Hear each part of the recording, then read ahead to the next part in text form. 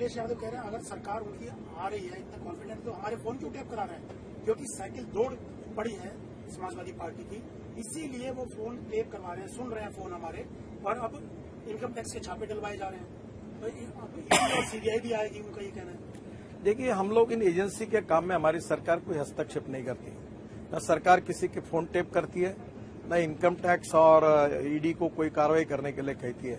जिन लोगों ने गलतियां की होंगी, जिन जिम्मेदार होंगे, वो प्रोसीजर वाइज उसके डिपार्टमेंट में इंक्वायरी होती है। उस इंक्वायरी का सरकार के साथ या हमारे किसी मंत्री और प्रधानमंत्री के साथ कोई संबंध नहीं है।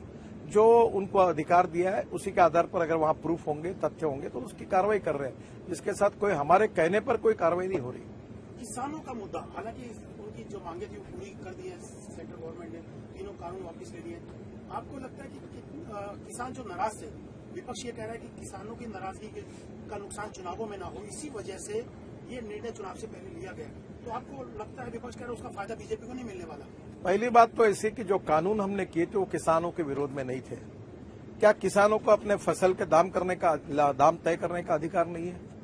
अगर वो बाजार में कृषि उत्पन्न बाजार समिति में जाकर बेचे या मार्केट में बेचे, अगर डायरेक्ट बेचता है और ज्यादा भाव मिलता है तो उसमें किसानों का हित है।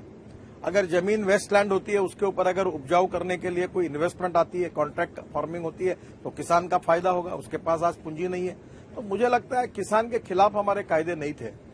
और फिर भी जब किसानों के आंदोलन के बारे में बड़ा दिल करके हमारी सरकार ने भूमिका ली है, और मेरा विश्वास है कि किसानों के लिए चाहे इथेनॉल की बात हो, इस बार पहली बार उत्तर प्रदेश में गन्ना उत्पादक किसानों को उनका भुगतान हुआ है।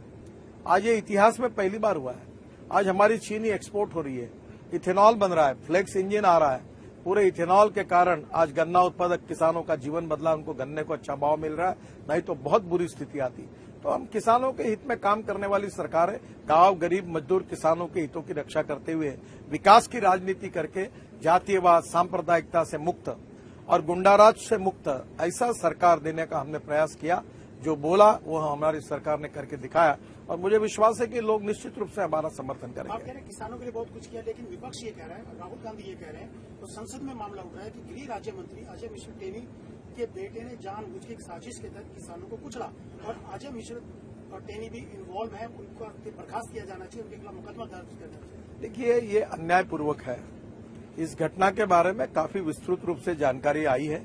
किसी ने जबरदस्ती इस प्रकार का भाव से कुछ हुआ नहीं है, एक एक्सीडेंट हुआ है। फिर भी मुझे ऐसा लगता है कि इसकी राजनीति करना उचित नहीं है। इस समय सबके बीच में सौहार्द और प्रेम कैसे निर्माण हो, इसके लिए सभी राजनीतिक पार्टियों ने काम करना चाहिए। हम किसानों के भी साथ हैं, और निश्चित रूप से ये दुर्भाग्यपूर्ण घटना है। निश्चित रूप से इन सब बातों से अनुभव लेकर हम सब किसानों में और जनता में और सभी में एक एकता प्रस्थापित करने की कोशिश करें। यही सही राजनीतिक पार्टी करके हमारा कर्तव्य है।